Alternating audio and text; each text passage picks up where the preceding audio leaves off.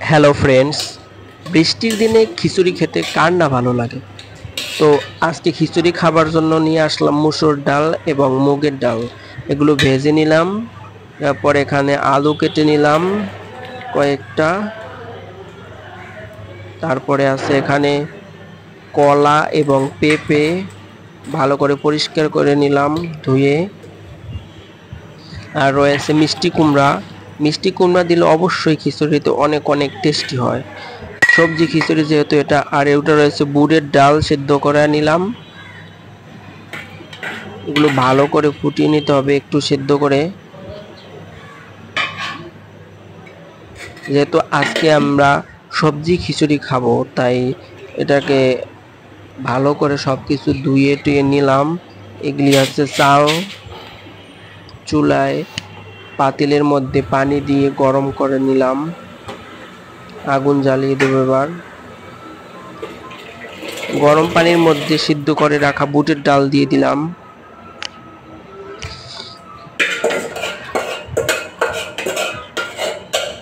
এই খিচুড়িগুলো বৃষ্টির দিনে খেতে সেই স্বাদ লাগে, যার জন্য আমরা আজকে খাবো।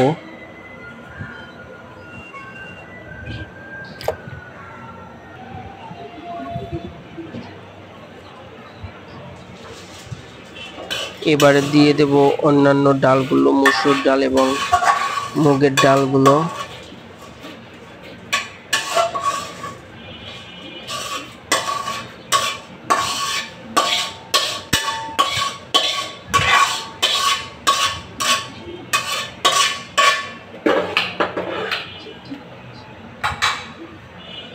চুলায় আগুন আছে কিন্তু আগুন দেখা যাচ্ছে না, যেহেতু দিনের বেলা ছিল এটা। পাতিলটাকে ঢাকনা দিয়ে ঢেকে দিব।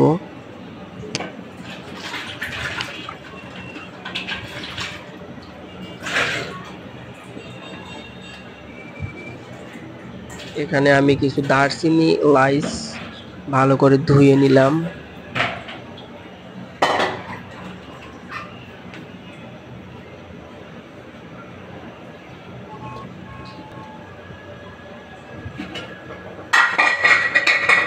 চুলার আগুন এবারে ছিল একবারে ফুল। যে দেখলাম অনেকক্ষণ জাল দেওয়ার পরে টকবক করতেছে, তখন আলুগুলো দিয়ে দিলাম।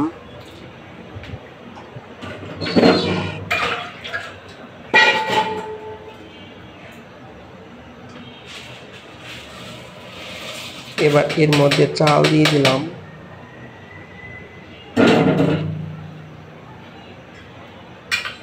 একটু ঘুরানাড়া করে নেব।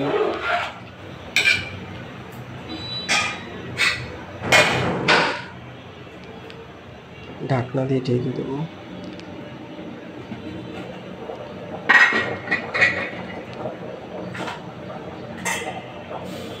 এবার এর মধ্যে অন্যান্য সবজি পেঁপে আর কলা দিয়ে দেব।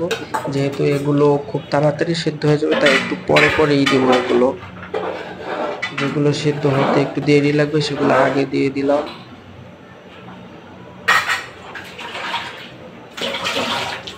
এর মধ্যে ধুয়ে রাখা মিষ্টি কুমড়োগুলো দিয়ে দেবো এখন। পানি পানি খিচুড়িগুলো খাবার জন্য মিষ্টি কুমড়া, তারপরে ডাল, তারপরে আরও শাকসবজি যেমন পটল দিতে পারেন, পেঁপে, কলা, যার যা কিছু লাগে সব দিতে পারেন। এবার আমি হলুদটা মাখিয়ে নেব তেল দিয়ে, যাতে খিচুড়ির মধ্যে দিলে পরে তলা পাকিয়ে না যায় হলুদগুলো। এজন্য হালকা করে তেল দিয়ে এটা মাখিয়ে নেব। হলুদ গুঁড়া এবং মরিচ গুঁড়া দিয়ে দিলাম।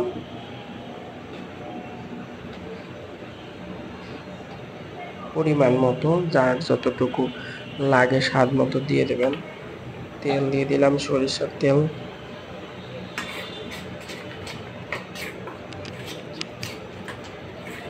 ভালো করে নাড়াচাড়া করে মাখিয়ে নেব। এটা দিলে হবে কি, খিচুড়ির মধ্যে দেওয়ার পরে এগুলো, যেহেতু এগুলো বাজার থেকে কেনা, তো দলা পাকিয়ে যাবার ভয় থাকে, এজন্য তেলে মাখিয়ে দিলে পরে আর তলা পাকিয়ে যাবে না, সোজাসুজি চলে যাবে সবজির ভিতরে, চালের ডালের সব সাথে মিশে যাবে একসাথে।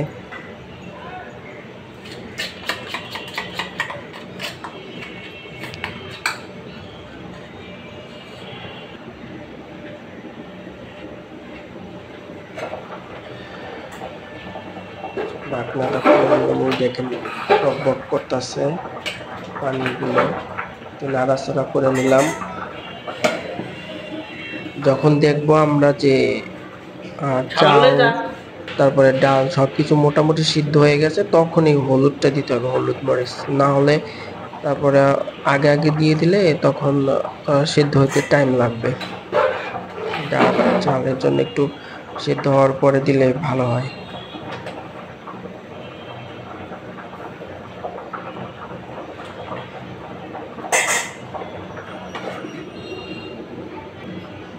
আবার কিছুক্ষণের জন্য আমি ঢেকে দেবো।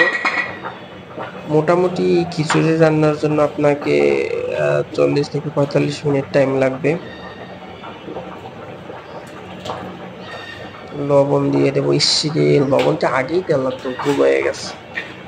লবণটা শুরুর দিকে দিয়ে দেবেন, কারণ হচ্ছে কি লবণ দিলে পরে সিদ্ধ হতে একটু সাহায্য করে, লবণ তাড়াতাড়ি সিদ্ধ হয়ে যাবে লবণ দিয়ে দিলে।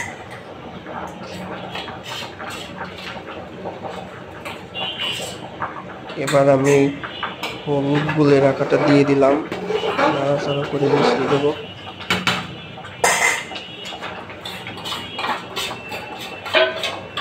পুরোটা ভালোভাবে দিয়ে দেবেন সব একবারে।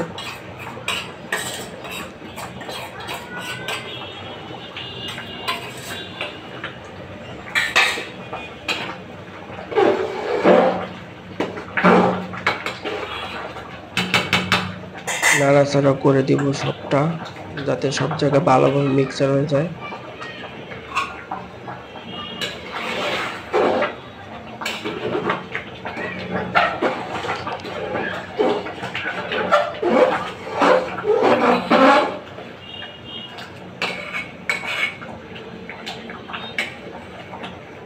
মোটামুটি আমার যা কিছু মশলা আসছিল সবগুলো দেওয়া শেষ, রান্নাও প্রায় শেষের দিকে। যেহেতু অনেক টাইম লাগতো আর ভিডিও করা তো বড় সম্ভব না, এই জন্য কেটে কেটে দেখালাম। সাইডে নামিয়ে রাখবো একটু সময়ের জন্য। এবার তেল গরম করে নেব কড়াইয়ের মধ্যে।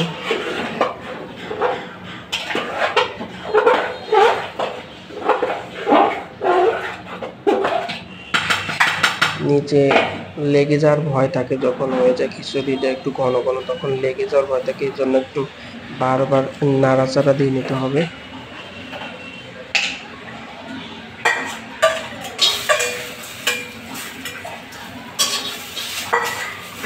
তেজপাতা একটু গরম করে নেব, আর দারচিনি লয়লা এসেছিল একটু গরম করে নেব আমি কড়াইয়ের মধ্যে।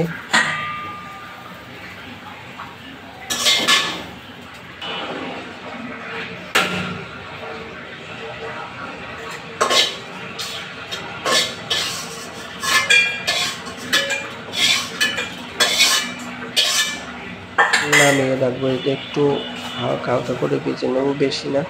তো নামিয়ে রাখার পরে এবার আমি এর মধ্যে দিয়ে দেবো হচ্ছে জিরাটা যার যতটুকু লাগে এগুলো দিয়ে ভেজে রেখে দেবো, একটু হালকা করে ভাজবো।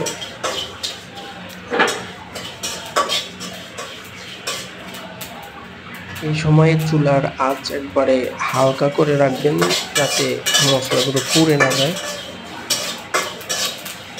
একটু টাইম নিয়ে ভাজবেন জিরাটা।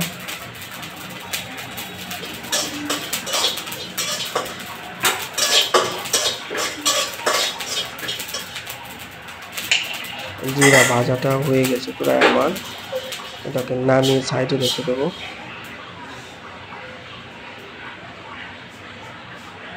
এই জায়গাটা আমি আগেই পরিষ্কার করে নিয়েছিলাম, যাতে আমি জিরাটাকে গুঁড়া করতে পারি।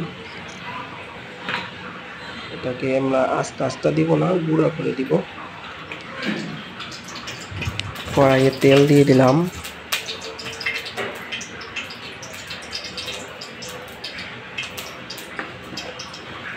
তেলটা গরম হওয়ার জন্য কিছুক্ষণ ওয়েট করব।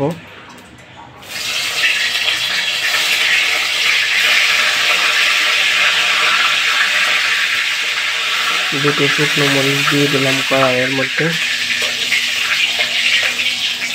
অবশ্যই এতে আমি কোনো পেঁয়াজ, রসুন, আদা এগুলো ইউজ করি নাই, যা ছিল ঘরের মধ্যে তাই দিয়ে।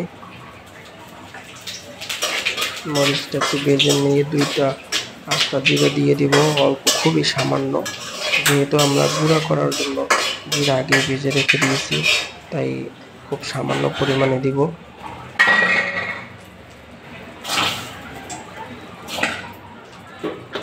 এবার এটাকে আমি পাতিলের মধ্যে দিয়ে দেব পুরো তেলটাকে। এই সময়টা একটু ফুসফুস করে উঠলো, আর ভয় লাগলো কিন্তু একবারে।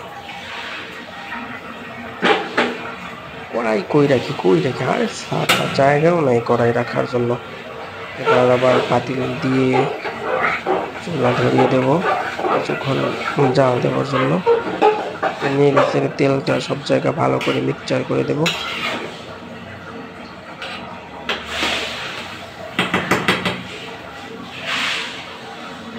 খুব সাবধানে এবারে নাড়াচাড়া করবেন, কারণ ঘন হয়ে আসছে তো, এখন টকবগিয়ে গায়ের উপরে পড়ার সম্ভাবনা থাকে, তো একটু সাবধানে। ভেজে রাখা জিরা গুঁড়ো সাইডে আমি গুঁড়া করে নিচ্ছি। গুঁড়া হয়ে গেলে এটা দিয়ে দেব। এভাবে ভেজে গুঁড়ো করে দিলে জিরা থেকে সুন্দর একটা ঘ্রাণ বেরোবে, আর খিচুড়ির মধ্যে দেওয়ার পরেও এটা থেকে খুব সুন্দর একটা ঘ্রাণ বেরোবে। এটা গুঁড়া করে আপনি তরকারির ভিতরেও ব্যবহার করতে পারেন, খিচুড়ির ক্ষেত্রে নয়। দিয়ে এবারে আমি আর একটু নাড়াচাড়া করে নেব, যেহেতু লেগে যাওয়ার সম্ভাবনা আছে, তাই একটু বারবার নাড়াচাড়া করবেন। আর পানিটা রাখবেন যার যতটা দরকার, যে কে কতটা ঘন রাখবেন বা পাতলা রাখবেন, যার যার উপর ডিপেন্ড করবে। আমি দূর থেকে ক্যামেরা দিয়ে দেখানোর চেষ্টা করতেছি, কারণ আমার ক্যামেরার সামনে নেবার কোনো লোক আসিল না, যেহেতু আমি একা একাই সব করছি ক্যামেরাটা সাইডে রেখে, তো আমি ভালোভাবে আপনাদের দেখাতে পারছি না। ওই দেখেন লেগে যাওয়া শুরু করছিল, নিচে তো নাড়াচাড়া করতে হবে বারবার।